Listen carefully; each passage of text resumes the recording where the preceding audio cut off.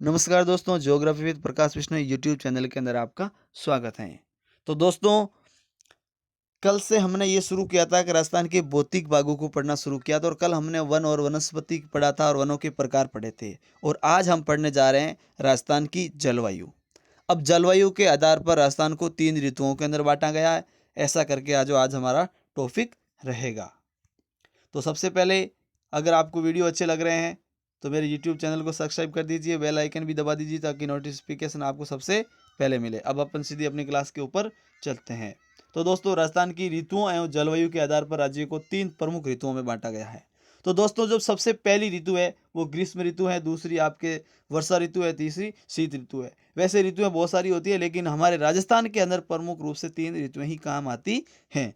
तो दोस्तों, हम राजस्थान की बात कर रहे हैं, इसलिए हम राजस्थान के परिप्रेक्ष्य में जो ऋतुएं होगी वही पढ़ेंगे। तो सबसे पहले आती है ग्रीष्म ऋतु। ग्रीष्म ऋतु का समय मार्च से मध्य जून तक यानी कि 3.5 महीने होते हैं। इस ऋतु में सूर्य के उत्तरायण होने के तापक्रम में वृद्धि होती है। अप्रैल तथा मई के महीनों में सूर्य लंबवत पड़ता है, हवाएं पश्चिम से पूर्व की ओर चलती हैं। इस दौरान उत्तरी एवं पश्चिमी राजस्थान यानी कि जैसे चूरू है, बीकानेर है, फलौदी है, जैसलमेर है, बाड़मेर है आदि जगह पर तापमान 48 से 50 सेंटीग्रेड तक पहुंच जाता है, यानी कि भयंकर गर्मी पड़ती है। और गर्मियों में वातावरण की शुष्क एवं उच्च आकाश वनस्पति की अभाव में मिट्टी की बलुई प्रकृति के कारण रात्रि में तापमान अचानक गिर जाता है, तो रातें सुहावनी हो जाती हैं, यानी कि रातों को बहुत ठंड पड़ती है। इस समय जैसलमेर जिले के सम और कुड़ी के जो धोरे होते हैं वहाँ पर हजारों देशी विदेशी पर्यटक आते हैं और वो इस रातों का आनंद मधुर स्वर जो लहरिए गाने वगैरह होते हैं उन गानों के साथ में वो आनंद लेते हैं। उसके बाद में राज्य का सबसे गर्म जिला चूरू माना जाता है और बलूचिस्तान के पठार से गर्मियों की ऋतु में उत्तरी और दक्षिणी राजस्थान में स्थानीय उष्ण पवन लू चलती है और ये लू चलने से तापमान में वृद्धि हो जाती है, तापमान बढ़ जाता है। और ग्रीष्म ऋतु में सापेक्षिक आर्द्रता होती है वो 35 से 60 डिग्री तक 60% तक रहती हैं। अब दोस्तों, दूसरी ऋतु है वो है वर्षा ऋतु। तो वर्षा ऋतु बहुत ही महत्वपूर्ण मानी जाती है क्योंकि इससे किसानों के खेती वगैरह करते हैं। तो वर्षा ऋतु होती है, वर्षा ऋतु का जो समय होता है वो मध्य जून से सितंबर तक का माना जाता है। और मानसून का जो प्रवेश द्वार राजस्थान के अंदर मानसून का प्रवेश द्वार बांसवाड़ा को माना जाता है और यहाँ पर 16 जून से वर्षा शुरू हो जाती है, यानी कि कहते हैं कि 15 से 20 जून तक होती है, लेकिन 16 जून यहाँ पर एग्जैक्टली डेट भी कई जगह लिखी जाती है। मई जून के महीनों में सिंध, पाकिस्तान एवं पश्चिमी राजस्थान के अत्यधिक गर्मी के कारण बने निम्न वायु दाबों के हिंद महासागर की जो मानसूनी पवनें होती हैं जिससे वर्षा होती हैं। मानसूनी पवनों की दो शाखाएं होती है, एक तो अरब सागरीय और दूसरी बंगाल की खाड़ी। अब देखो, मैप के माध्यम से मैं आपको बताता हूं कि ये देख लीजिए, मैप दिख रहा है आपको। अब राजस्थान में अरावली पर्वतमाला की वह मानसून की प्रभाव भी यहां से होता है। उसके बाद में जो अरब सागर से वर्षा यहां से होती है, यानी सिरोही जिले से यहाँ पे प्रारंभ होता है।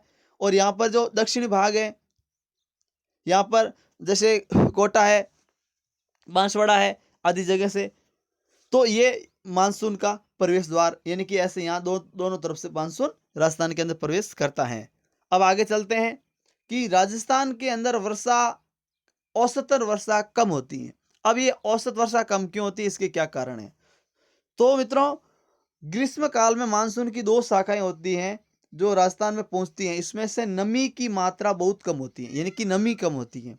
दूसरी बात है कि मानसूनी पवनों के राजस्थान में प्रवेश करने पर यहाँ पर जो उच्च तापमान है, शुष्क वायु पवनों की अधिकांश नमी होती है, आर्द्रता होती है, वो सोख लेती है, इसकी वजह से बरसात नहीं होती है। अब तीसरा कारण क्या है कि जो अरावली पर्वतमाला की दिशा मानसूनी पवनों के अवरोध में न होकर, यानी कि पवनें अवरोध न करके समांतर हो जाती हैं और इससे पवनें रुक जाती हैं, वर्षा होने की बजाय 2 भागों में विभक्त हो जाती है।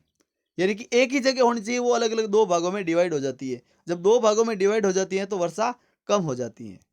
अब बात करते हैं कि जो वर्षा के संबंधित कुछ महत्वपूर्ण फैक्ट यहाँ पर दिए गए हैं।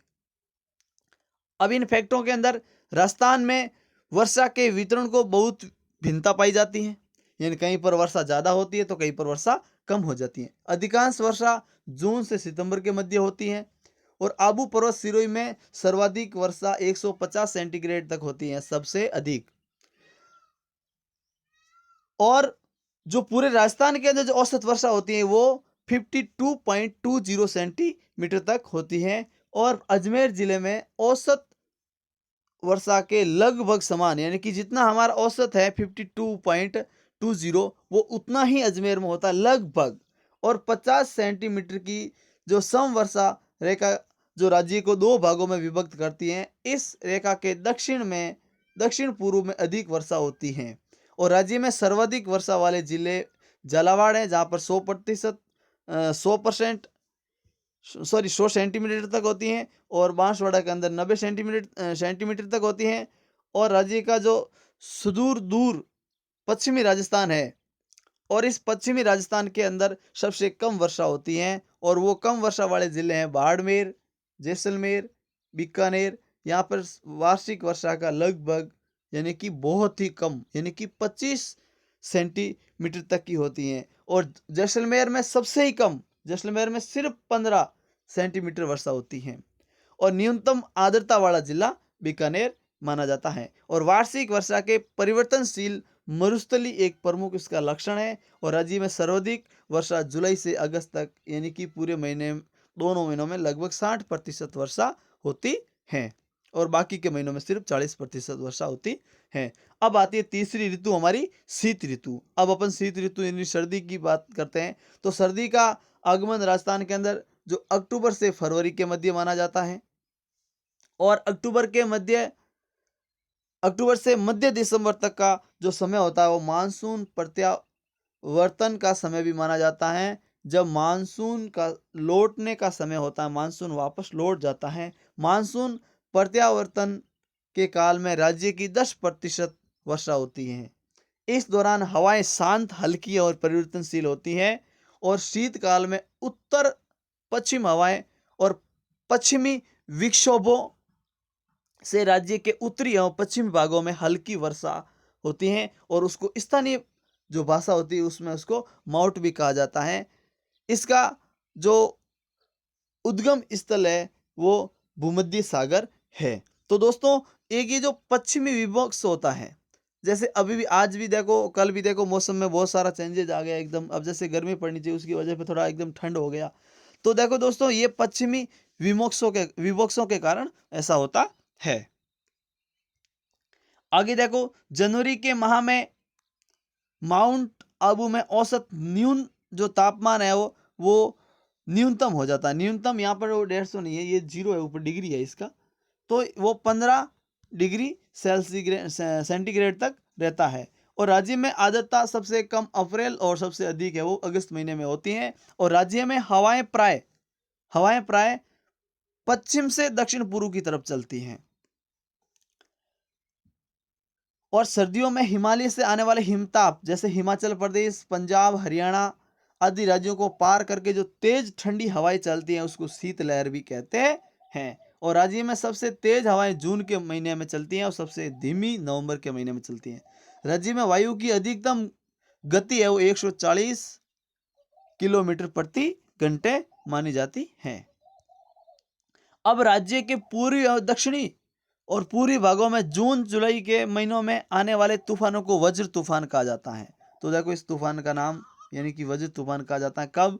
क्योंकि जब पूर्वी एवं दक्षिणी पूर्वी भागों में जून जुलाई के मध्य आता है।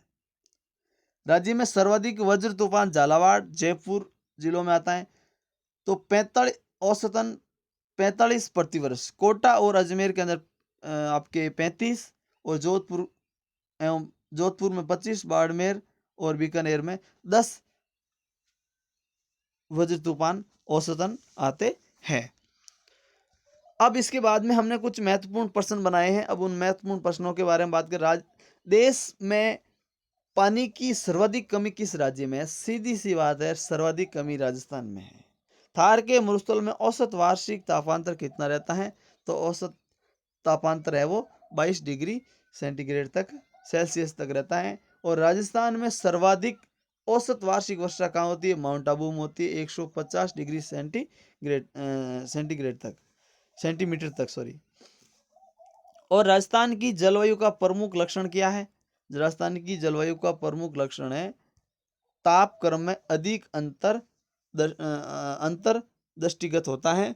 और राजस्थान के पूर्वी एवं पश्चिमी पूर्वी भागों में जून जुलाई के महीनों में जो तेज तूफान आते हैं उन तूफानों को क्या कहते हैं? उनको वज्र तूफान कहते हैं। तो दोस्तों हमने जो भी पढ़ा है उसकी पीडीएफ आपको डिस्क्रिप्शन बॉक्स में मिल जाएगी और जहाँ वहाँ जाके आप पीडीएफ नोट्स को डाउनलोड कर सकते हो। और उसके बाद में दोस्तों आपको वीडियो अगर अच्छा लग रहा है तो आपसे मैं अनुरोध करता हूँ कि चैनल को सब्सक्राइब करें, बेल आइकन भी दबाएं ताकि नोटिफिकेशन आपको सबसे पहले मिले।